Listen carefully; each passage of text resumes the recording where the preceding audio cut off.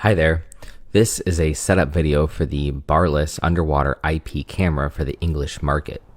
These cameras are made out of 304 stainless steel and are designed to be able to handle both freshwater and saltwater continuously. These cameras are IP68 rated, which means they are protected from total ingress of dust and water for long-term immersion up to a specified pressure. The specific camera that I'm using is rated for 15 meters or 49.2 feet continuously. They also use a corrosion-resistant, anti-stretch, and abrasion-resistant underwater cable that can handle over 170 pounds of pulling power against it. There's various lengths of cables to choose from, or the company can make custom length cables for you. Most of these cameras have infrared light bulbs to light up the scene at night in black and white. During the day, they will be color. The company also sells the 316L camera, which has both infrared for night vision lights, and it also has white LED lights, which are controllable in the software based on the time of day, and there's different settings for how bright or dim you need those lights. You may only see 2 or 3 camera models on Amazon, but this company has a large assortment on their Chinese website of different camera that it will work for your application, so I would reach out to them directly and they can set you up with even better cameras, including a zoom lens within the 316 housing, so you could zoom in and out digitally. And they also have one with a windshield wiper, which will clean off the lens momentarily. Okay, on the screen I'm going to put up their American website and the address to go check out their additional cameras, but they have even more on the Chinese website. And also I'm going to put up their email address. You can get a hold of them, and their goal is to get back to you within 12 hours. The working temperature for these cameras are -20 to 55 C, which is about -4 to 131 degrees Fahrenheit. These cameras are powered by a 12 volt and 2 amp power supply that comes in the box, but they can be powered by power over Ethernet or POE plus using the 802.3 AF standard, which allows you to power the camera long distances up to 80 to 100 meters away, which is somewhere around 250 to 330 feet. It does this at 48 to 54 volts in order to handle the long cable runs. You can buy a POE injector for about $16 to $20 to power this long distance over the cable. Okay, let's move on to how we set up this camera to connect to your local network, your network video recorder, or the very popular Blue Iris security software. First, let's talk about how to plug this camera into your local network. So you can use this 12 volt 2 amp power supply to power the camera if you don't have a POE injector or you don't have a POE switch. So now we have power to the camera. And next you can take the Ethernet cable to the RJ45 port. And from there, you're just going to simply plug your camera into your home local router or local network. That's one way of doing it here. Doesn't matter which port it goes into.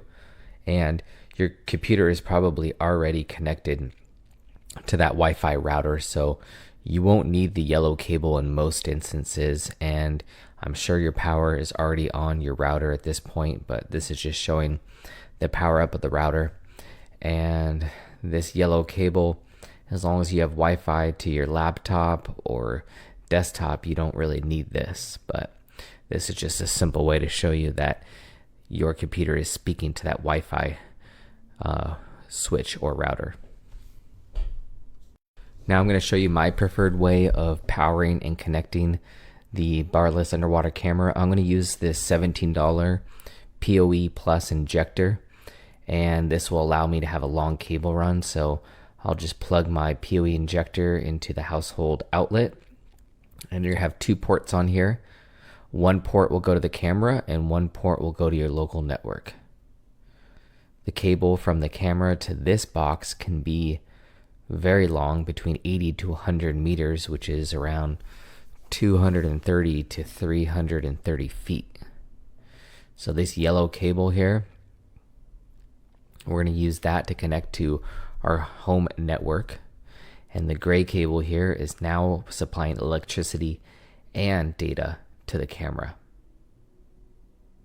So I'll plug this into the Barlus RJ45 adapter, and because of that, because it has 48 to 54 volts, I don't need the 12 volt 2 amp adapter that we saw earlier.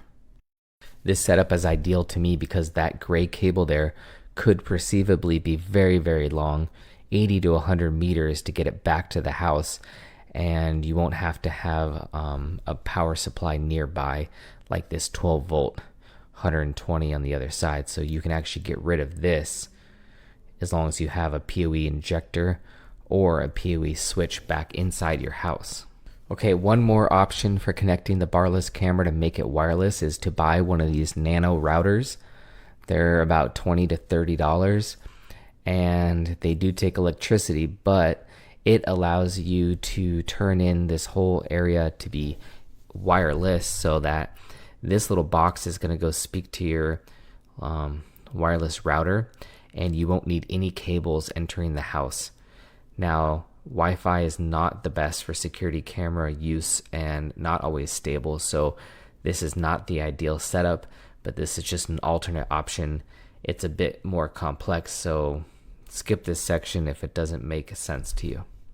As you can now see, I have no Ethernet cable entering the house. I just have a power cable, and using wireless Wi-Fi, it is beaming the camera back to my home Ethernet router over to my iPad, and I can see my Barlus underwater camera with no wires into the house. Like I said, this is an advanced option, but here is the TP-Link N300 for about $30 on Amazon, and that allows you to have a Wi-Fi bridge back to your home internet and basically turns any device into be a wireless device. And so that is one option, but more complex and not as reliable as a hardwired Ethernet connection. This is a nice schematic that shows you how we're going to plug in the cameras. Each camera comes with a USB thumb drive, which software inside is called either VMS or CMS, and you want to install that for both Mac and PC. Using the software will allow you to find the camera on the network, adjust the IP address, as well as tons of other specific camera settings. Installing the software is straightforward, just simply follow the prompts. Eventually you'll get installation successful. You'll want to choose English, hit OK, and that will finish the install process. Login is super with no password, and that will begin opening the CMS software. Our goal inside this software is to go find our camera and adjust any settings that we need to. So first, I will go down to System on the bottom right. Then we're going to click on Device Manager.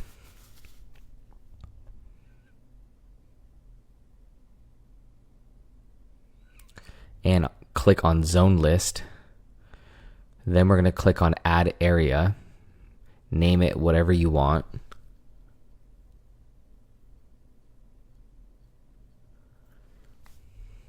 Hit OK. Click on what you named it, then click on Add Device. Inside here we want to do an IP search, and as long as your camera is powered up and plugged into your local switch or router or computer, it will find your camera. It usually defaults to 192.168.10. Inside here we can hit Edit Device, and then that will allow you to change critical things like IP address, ports, and name and password. This will be a critical step for some that may need a specific IP address for their camera. Otherwise, just leave it as default. And you'll hit OK to save it, and then now do another search and re-find your camera in case you changed any of those settings.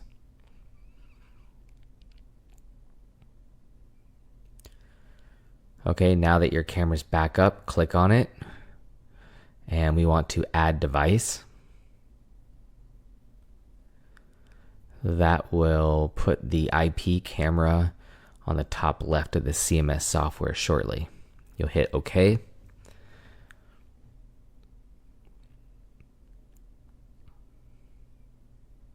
Hit OK again. Now your camera will be loading up here on the top left, so I want to double click on this. And it's a little slow, so be patient, but your camera pops up. Double click again, and now we can see the image from your IP camera. Now we are able to change important stuff within the camera using the CMS software. Normally this is done with a web browser on a lot of security cameras, but in this case we need to use this configuration software. So if I click here, I'll right click on the camera screen and it'll bring up this menu, and here we can check the version of the system software installed or anything like that. But more importantly, we want to go back, click on this cogwheel, and that's going to bring up all the settings for the camera. For example, we can look at the encoding, how many megapixels it's set to broadcast at 1080p, frames per second, audio, video. This is the sub stream on the right side, so a lower quality stream. You'll hit save and OK. This also allows you to change IP address, passwords, anything like that. I highly suggest you change the default password immediately. Okay, that's the end of how to connect it to the CMS software. Now that it is connected to your local network, you don't need to use the software anymore. At this point, I would connect the camera to my NVR or network video recorder and operate it that way. Or I'll show you how to connect it to the Blue Iris security software that's very popular in the English market. Okay, here we are within the Blue Iris software. The first step you would take is click here, add new camera, label the camera, then go to network and direct to disk recording. I would hit OK. And now we want to go find that camera. So hit find. Here it is. It's the 168.1.10. I'll hit OK.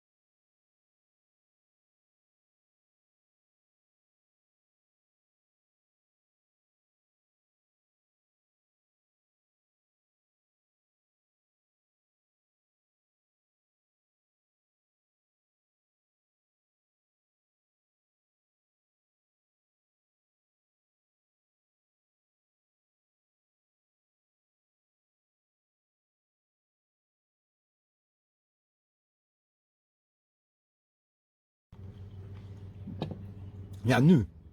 Oh!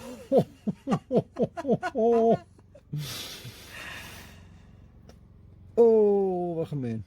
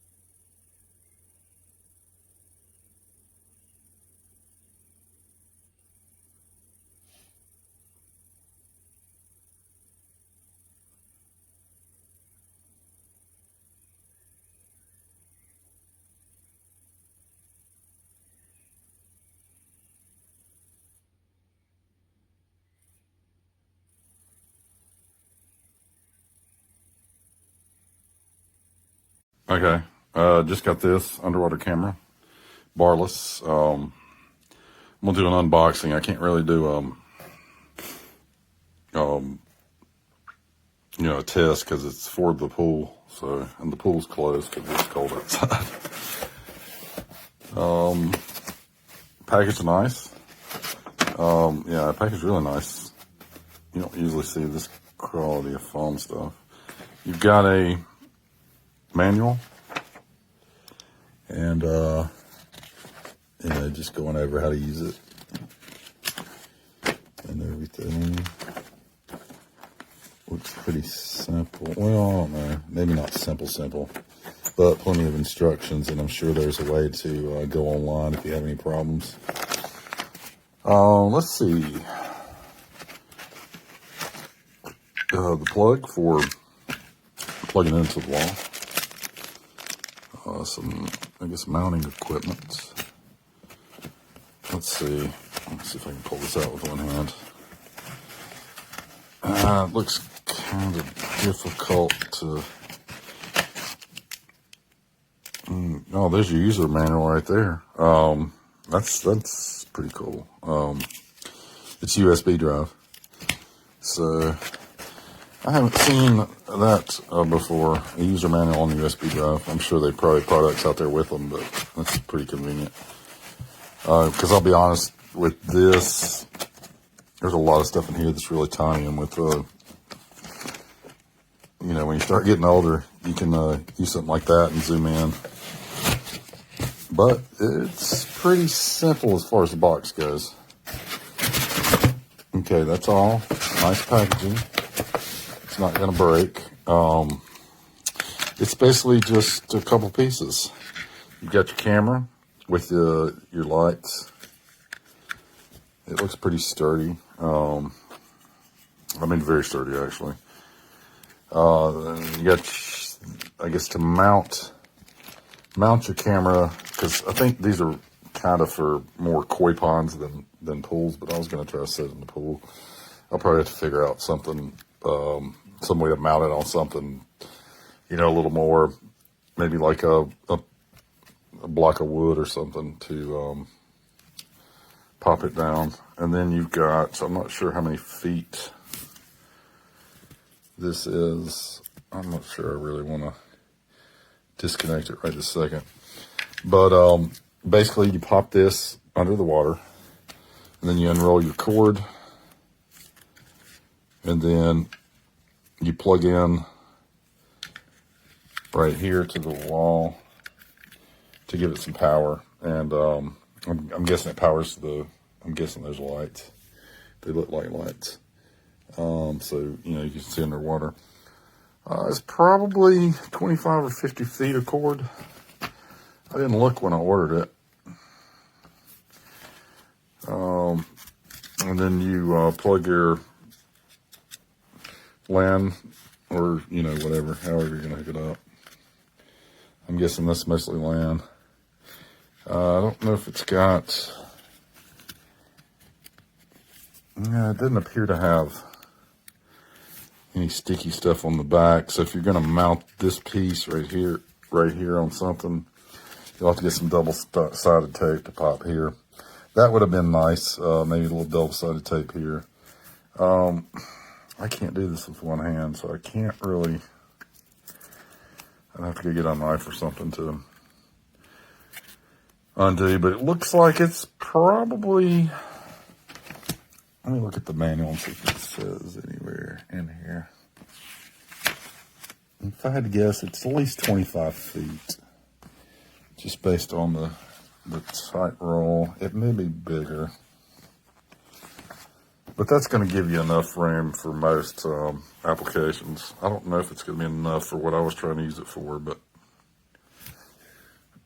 And I don't know if there really appears to be a way to add a longer cable, which would be nice. But you have to keep this dry. You can't submerge it, which makes sense because this plugs into it, and you really don't want to submerge something that's plugged into an electrical outlet into a pool or a pond. But I'd say overall, it's a nice, sturdy. I mean, this is very heavy, actually. That's why I'm probably gonna have to figure out a way to mount it on something, because it won't. It might stay. It might stay on a flat surface, but I think I want to. When I stick it on the bed, though, the bed's kind of wobbly, so. But it's got all the specs and stuff on this piece, and then on the back of here. So, I tell you, I really like this. More companies should be doing this, because it makes it, of course, I don't know. I guess you could probably use it after you, as a USB drive, but I don't know, it makes a lot of sense to me to do it that way. Anyway, nice construction, good box. I like when they send something in a good box, because you never know. I mean, some of these delivery guys just throw stuff around, so I'm gonna go ahead and tell you, I don't think anything packaged like this is going to break, so no worries on that. And it's also got a carrying thing, so if you want to keep the box and you've got a place to store it, if it's not in use or whatever. Good construction. I'm going to plug it up and test it out. I won't be able to test it underwater, but I can certainly check the camera out. I'm guessing it's probably going to be pretty nice 1080p. I think it's 1080. I'm pretty sure it's 1080p. And you've got a manual mounting bolts, camera. That may be 50 feet. I don't know. It's 25 or 50 feet, it looks like. And, simple design. Probably does what it should, and not much else to it.